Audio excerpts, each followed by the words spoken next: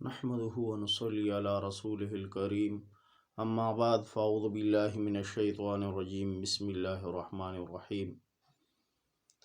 امام بخاری اور امام مسلم رحمہ اللہ نے اپنی کتاب میں ایک روایت نقل کی ہے۔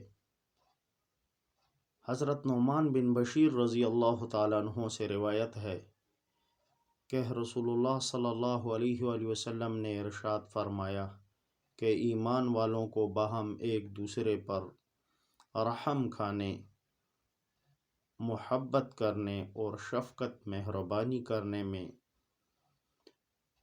تم ایک جسم انسانی کی طرح دیکھو گے کہ جب اس کے کسی اعضاء کو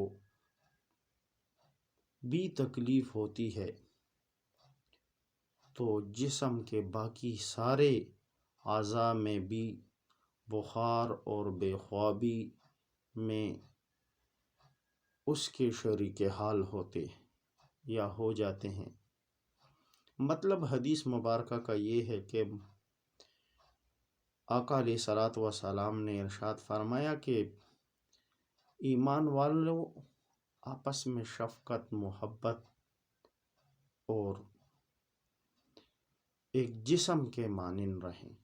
جیسے جسم میں کسی اعضاء کو تکلیف ہوتی ہے، بخار ہو جاتا ہے تو انسان کا پورا جسم اس کی لپیٹ میں آ جاتا ہے، اسی طرح مطلب یہ ہے کہ مجھ پر ایمان لانے والوں میں باہم ایسی محبت،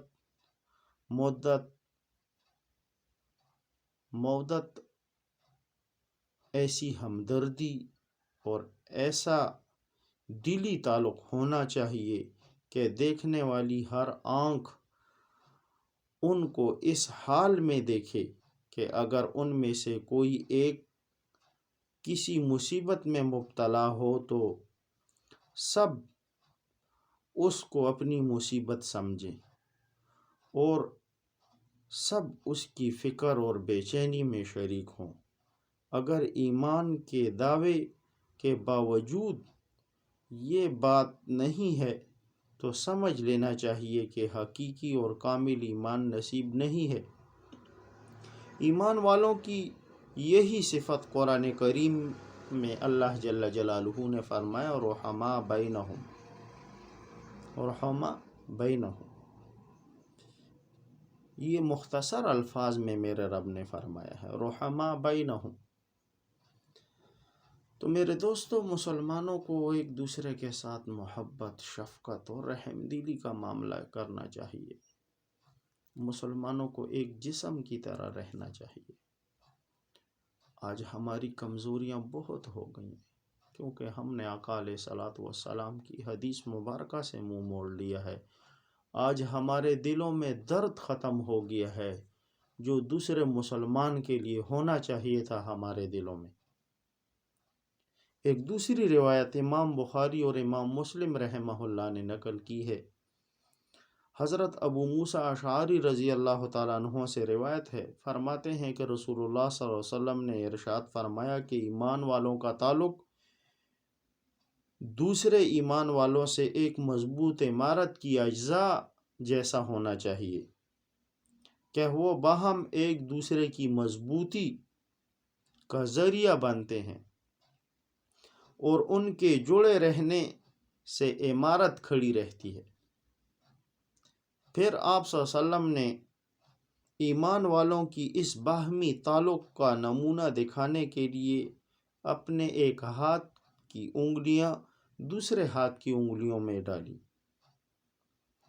اور بتایا کہ مسلمانوں کو اس طرح باہم مل کر ایسی مضبوط دیوار بن جانا چاہیے جس کی اینٹیں باہم پیوست اور ایک دوسرے کے ساتھ جڑی ہوں اور کہیں ان میں خلا نہ ہو۔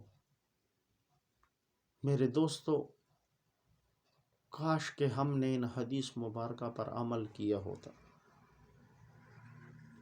مسلمانوں کی ہمدردی ایک دوسرے کے دلوں میں ہوتی ہمارے۔ آج ہماری ہمدردی دوسرے مسلمانوں کے لیے کم ہو گئی ہے، بہت زیادہ۔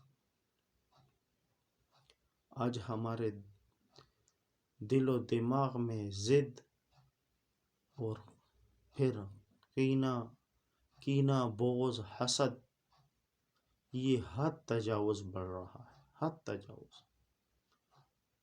ہمارے دلوں کو زنگ لگ گیا ہے، ہمارے دل غافل ہو گئے ہیں۔ میرے دوستو، مسلمانوں کو ایک مٹھی کی طرح رہنا چاہیے۔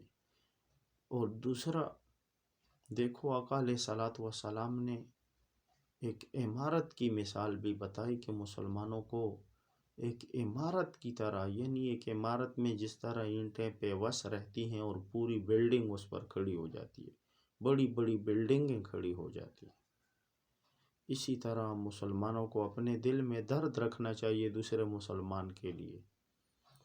اگر ہم دوسرے مسلمان کے ساتھ اس طرح رہیں جیسے حضور نبی کریم صلی اللہ علیہ وآلہ وسلم نے ہمیں رہنے کا حکم دیا ہے، تو پھر مسلمان کو کبھی ناکامی نہیں ہوگی۔ آج جو ناکامی کا سبب ہے ہمارا، وہ ہم نے حضور نبی کریم صلی اللہ علیہ وآلہ وسلم کی حدیث مبارکہ سے منہ موڑ لیا ہے۔ آج بیٹے کا باپ سے بغض، باپ کا بیٹے سے بغض، بھائی کے ساتھ بغض، حسد، کینہ، غیبتیں، چغل خوریاں، یہ خطرناک قسم کی بیماریاں ہمارے ان اجسام میں گھس گئی ہیں، ہمارے ان جسموں میں یہ بیماریاں گھس گئی ہیں۔ مسلمانوں کو چاہیے کہ حضور نبی کریم صلی اللہ علیہ وآلہ وسلم کی حدیث مبارکہ پر عمل کریں۔ وآخر دعوانا ان الحمد للہ رب العالمین۔